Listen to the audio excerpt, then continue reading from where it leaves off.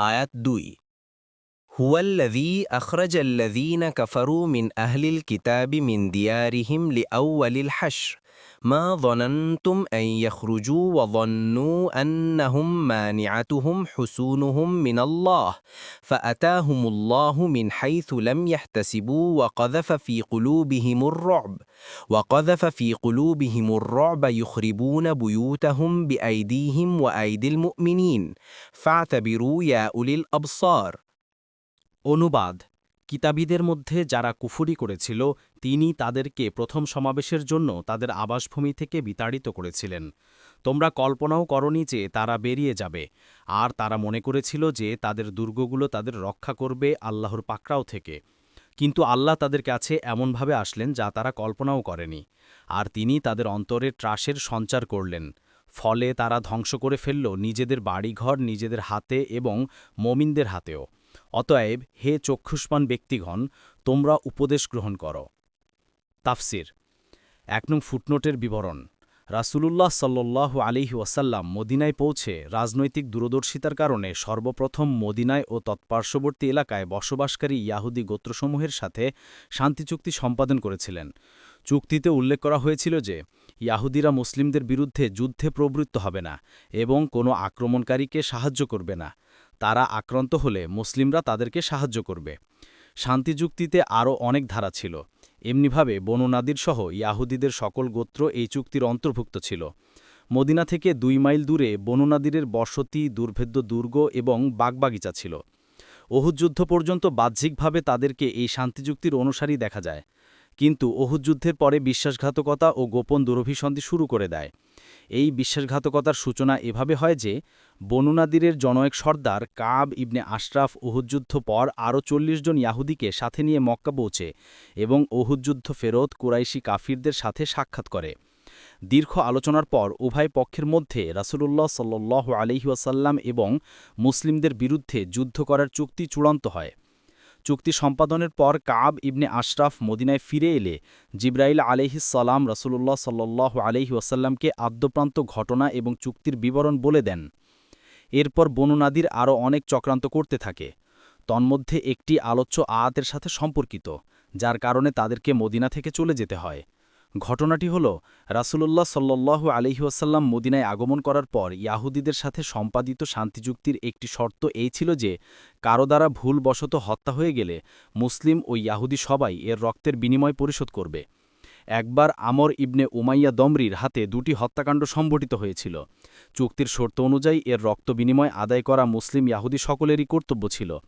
রাসূলুল্লাহ সাল্লাল্লাহু আলাইহি ওয়াসাল্লামের জন্য মুসলিমদের কাছ থেকে চাঁদা তুললেন। অতপর চুক্তি অনুযায়ী ইয়াহুদিদের কাছ থেকেও রক্ত বিনিময়ের অর্থ গ্রহণ করার ইচ্ছা করলেন। সে মতে তিনি বনু নাদির গোত্রের কাছে গমন করলেন। তারা দেখল যে রসূলকে হত্যা করার এটাই প্রকৃষ্ট সুযোগ। তাই তারা রসূলুল্লাহ সাল্লাল্লাহু আলাইহি ওয়াসাল্লামকে এক জায়গায় বসিয়ে দিয়ে বলল, আপনি এখানে অপেক্ষা করুন, আমরা রক্ত বিনিময়ের অর্থ সংগ্রহ করার ব্যবস্থা করছি। এরপর এরা গোপনে পরামর্শ করে স্থির করল যে তিনি যে প্রাচীরের নিচে উপবিষ্ট আছেন, এক ব্যক্তি সেই প্রাচীরের উপরে উঠে একটি বিরাট ও ভারী পাথর তার উপর ছেড়ে দিবে, যাতে তার মৃত্যু ঘটে।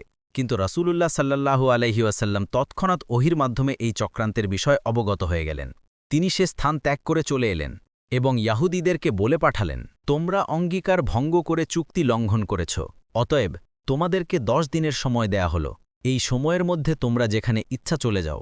এই সময়ের পর কেউ এ স্থানে দৃষ্টিগোচর হলে তার গর্দান উড়িয়ে দেয়া হবে।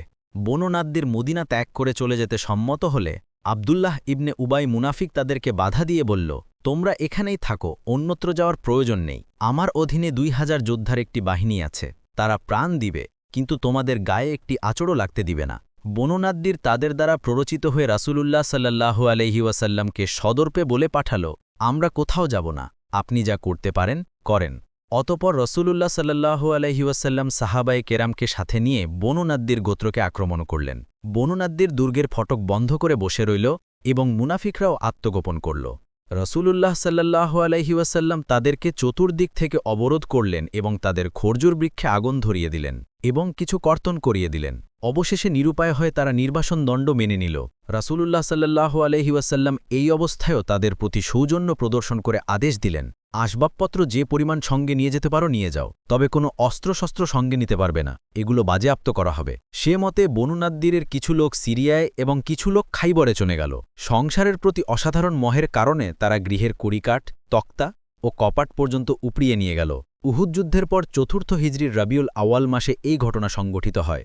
এরপর উমর রাদিয়াল্লাহু আনহু তার খিলাফতকালে তাদেরকে পুনরায় অন্যান্য ইয়াহুদীদের সাথে খাইবর থেকে সিরিয়ায় নির্বাসিত করেন। এই নির্বাসনদ্বয়ই প্রথম সমাবেশ ও দ্বিতীয় সমাবেশ নামে অভিহিত। প্রথম হাসর রসুলের যুগে আর দ্বিতীয় হাসর হয়েছিল উমর রাদিয়াল্লাহু আনহুর সময়ে। উমর রাদিয়াল্লাহু আনহুর সময়ে ইয়াহুদী ও নাসারাদেরকে আরব উপদ্বীপ থেকে বহিষ্কার করা হয়েছিল। তাদের শেষ হাসর হবে কিয়ামতের দিন। কোনো আলেমের মতে এখানে প্রথম হাসর অর্থ প্রথম সমাবেশ, অর্থাৎ বনি নাদ্দির গোত্রের বিরুদ্ধে যুদ্ধের জন্য মুসলিমদের শূন্য সমাবেশের ঘটনা। তাদের বিরুদ্ধে লড়াই করার জন্য মুসলিমরা সবেমাত্র একত্রিত হয়েছিল। লড়াই ও রক্তপাতের কোনো অবকাশের সৃষ্টি হয়নি। ইতিমধ্যেই আল্লাহ তালার কুদরতে তারা দেশান্তরিত হতে প্রস্তুত হয়ে গিয়েছিল। দেখুন ইবনে কাসির, কুরতুবী, ফাতহুল কাদির। 2 নং ফুটনোটের বিবরণ। গৃহের দরজা, কপাট ইত্যাদি নিয়ে যাওয়ার জন্য তারা নিজেদের হাতে নিজেদের গৃহ ধ্বংস করছিল। পক্ষান্তরে তারা যখন দুর্গের অভ্যন্তরে ছিল, মুসলিমগণ তাদের গৃহ ও গাছপালা ধ্বংস করছিল।